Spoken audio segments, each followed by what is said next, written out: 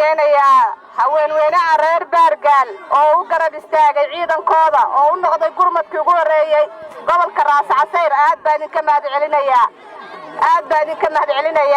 waxaan leeyahay ciidamada halyeeyada ah oo u dhimanaya intii dhimatay Allah u naxariisto, intii dhaawacana Allah u boogadhayo.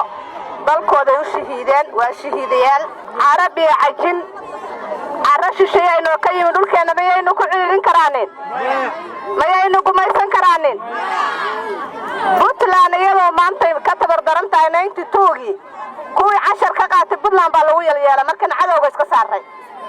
maantana horumar iyo waxay noo socda guul iyo ajaanibteena iska saaro guul baan leenahay. maanta soo bax baa dhacay, waxaan taageeraynaa ciidankeena Puntland, waxaan ku taageeraynaa xooggeena, waxaan ku taageeraynaa xoolaheena, waxaan ku taageeraynaa hub, waxaan ku taageeraynaa wax kasta oo gaab istaag ah dhinaca haweenka, afka haweenka oo ku hadlaya.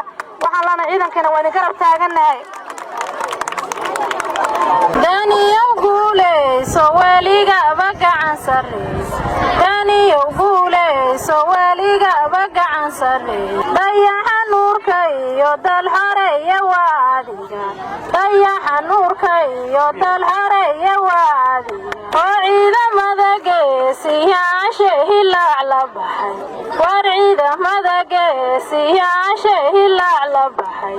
dalkooda u dhaartay diintooda daafacay, dalkooda u dhaartay diintooda daafacay. daacish wada gubayo guryahoodii ugu galay, daacish wada gubayo guryahoodii loogu galay.